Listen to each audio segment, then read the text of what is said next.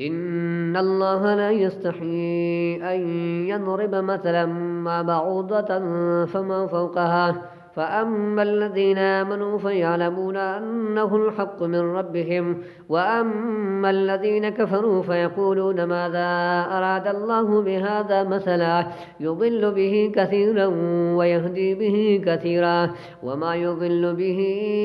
إلا الفاسقين الذين ينقضون عهد الله من بعد ميثاقه ويقطعون ما أمر الله به أن يوصل ويفسدون في الأرض أولئك هم الخاسرون كيف تكفرون بالله وكنتم أمواتا فأحياكم ثم يميتكم ثم يحييكم ثم إليه ترجعون هو الذي خلق لكم ما في الأرض جميعا ثم استوى إلى السماء فسواهن 7 سماوات وهو بكل شيء عليم